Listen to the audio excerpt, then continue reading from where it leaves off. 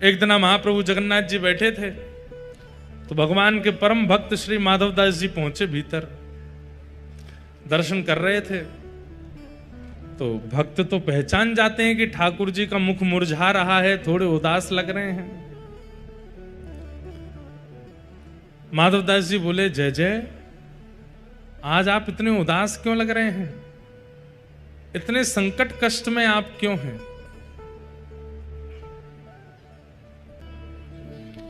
माधवदास जी बोले, प्रभु आप इतने हमको कष्ट में क्यों लग रहे हैं?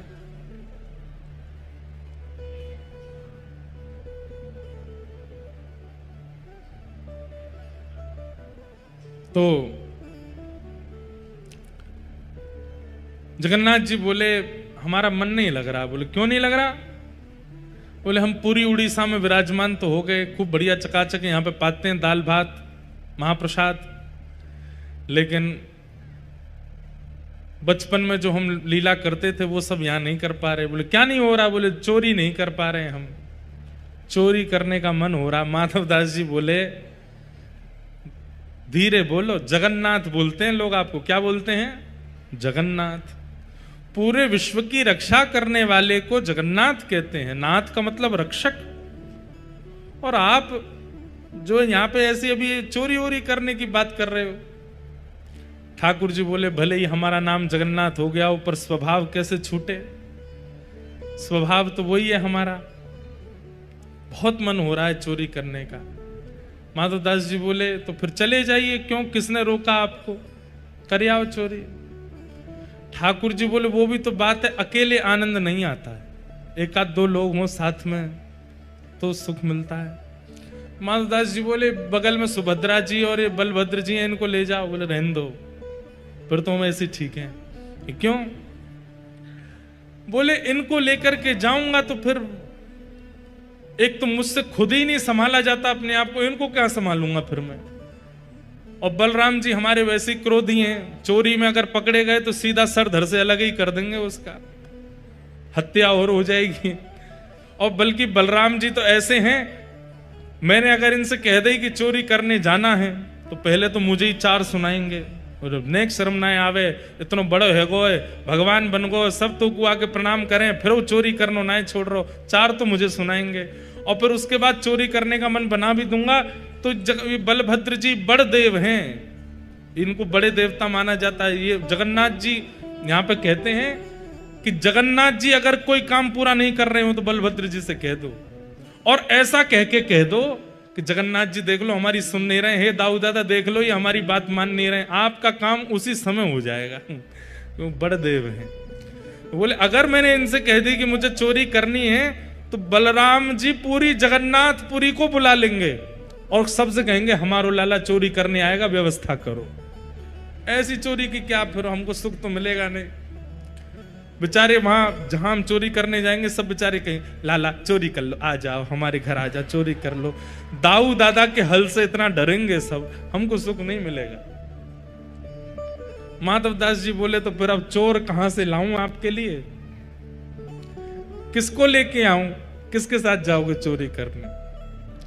तो जगन्नाथ जी मंद मंद मुस्का के बोले, तुम बढ़िया हो, तुम चलो, तुम साथ दो तो हम कर लेंगे। माधवदास जी बोले, वयोवृद्ध शरीर है मेरा, शमशान बस कुछ ही दिन दूर रह गया है मुझसे, हाथ पांव में लकड़ियां, ये हाथ कांपते हैं, पैर कांपते हैं, क्या वयोवृद्ध बूढ़े आदमी के संग क्या चोरी करोगे आप? ठाकुर जी बोले, वो सब हम करवा लेंगे, तुम बस हाँ कर दो। माधवदास जी बोले, नियम तो बता दो, हमने कभी चोरी करी नहीं, हमको पता नहीं है।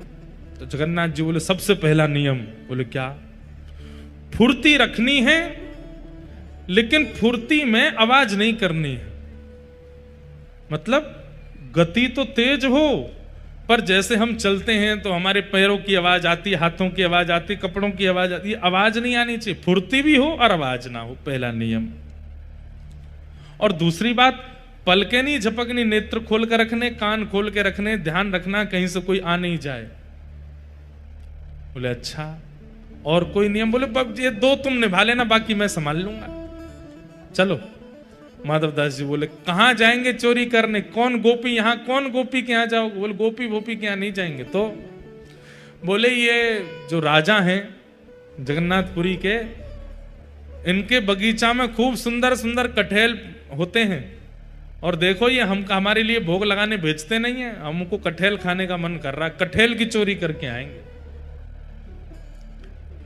माधवदास जी बोले इतना सब कुछ करने की क्या आवश्यकता है, हम राजा जी को पत्र भेज देते हैं, कटहल भिजवा देंगे, कल कटहल ही कटहल पाना, आप चोरी करने का। अरे माधवदास फिर तुम वही बात कर रहे हो, तुम कटहल मंगाओ, चलो कह दो राजा से कल एक कटहल भेजे। कटहल आया, बोले अब उसकी सब्जी बनाओ, सब्जी बनाओ, अब हमने पाली अब तुम पाओ, वो पाली। बोले अब स्वाद मिल गया? बोले हाँ, अब तुम चोरी वाले कटहल का स्वाद देखना, इससे दुगना होगा। अब ये जो सुख मिला है ये फीका लगेगा उसके आगे, इसलिए अब चोरी करने चलो। माधवदास जी बोले ठीक है। तो बोले मैं रात में मेरे को सिंह द्वार पे मिल जाना। वो सिंह द्वार पे नहीं, दक्षिण द्वार पे मिलना। सिंह द्वार पे तो सब खड़े रहते हैं, रात में सोते, सोने नहीं देते, बैठ जाते हैं वहां पे, कई भक्त रात भर नाम कीर्तन करते हैं, सबको पता चल जाएगा मैं निकला हूं। दक्षिण द्वार पे मिलना। दक्षिण द्वार पे माधवदास जी बाहर प्रतीक्षा कर रहे हैं। रात्रि में ठाकुर जी आए, चुपचाप छोटे से लाला बन गए, बड़े बड़े नेत्र हैं, कारे ठाकुर जी, और सुंदर एक पोशाक अपनी ऐसी धारण करके आए, आंख ही आंख दिख रही है बस। माधवदास जी ने अपने कंधा पे बैठा लिया, और यहां दोनों हाथ रख करके श्री जगन्नाथ जी जा रहे हैं चोरी करने। राजा के बगीचा में पहुंचे, कहां हैं? बोले देखो सामने कटहल का पेड़ है, वहां चलो। पहुंच गए बगीचा में, अंदर जाकर के जगन्नाथ जी उतर गए नीचे। ठाकुर जी बोले अब ऊपर चढ़ना पड़ेगा, ऊपर से कटहल तोड़नी पड़ेगी। तो माधवदास जी बोले कौन से पेड़ पर चढ़ना? अरे धीरे बोलो, कोई सुन लेगा, हम तुमसे पहले ही बोले धीरे बोलना, क्या चिल्ला रहे हो? जैसे ही माधवदास जी बोले इतने में कौन से पेड़ पर चढ़ना है, तो बगीचे का मालिक उठ गया, बोले मैं बताता हूं कौन से पर चढ़ना, रुको। डंडा लेकर के आया, कहां हो तुम? अब जगन्नाथ जी मुख बंद करो, माधवदास जी को छुपा में बोले कि इतना तेज क्यों बोलते हो, पहले ही कहा था आवाज नहीं करनी, देखो आ रहा है, ढूंढ रहा है हमको। छुप के खड़े हो गए, बगीचा में घूम के चला गया, वो उसको नहीं मिले। माधवदास जी बोले अब क्या करना है? बोले देखो पेड़ के ऊपर हम दोनों में से कोई एक चढ़ेगा, और नीचे दूसरा ऐसे करके लपकेगा, गिरेगा तो धम आवाज होगी, फिर से आ जाएगा माली। तो माधवदास जी बोले आप तो लाला हो, इतना भारी आपका शरीर है, आप खुद ही धम्म से नहीं गिर जाओ, मैं चढ़ता हूं ऊपर।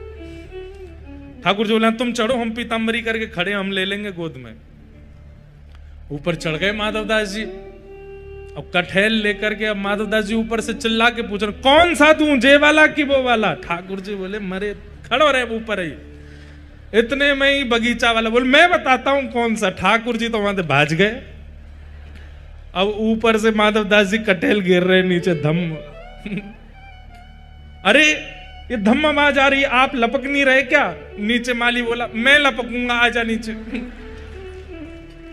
माधवदास जी नीचे उतर करके आए बेचारे, ठाकुर जी तो भाज गए वहां से। माधवदास जी जैसे ही निकल करके नीचे आए, हाथ पांव बांध दिए, बोले रुक जाओ तुमको बताते हैं, सुबह होगी। माधवदास जी इधर उधर देख रहे, किसको ढूंढ रहे हो? बोले एक और आए थे साथ में, उनको ढूंढ रहा हूं, हमें तो कोई नहीं दिखा। बोले वो तो अंतर ध्यान हो गए होंगे, वो कहां देखेंगे। ठाकुर जी भाज गए, सीधे मंदिर में जाके खड़े है गए, तो बढ़िया है।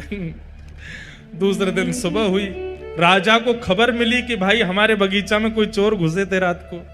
सुबह सुबह राजा बगीचा घूमने आता था, तो जैसे ही बगीचा में आया तो देखा माधवदास जी पेड़ से लटके पड़े हैं। राजा उनको गुरु मानता था।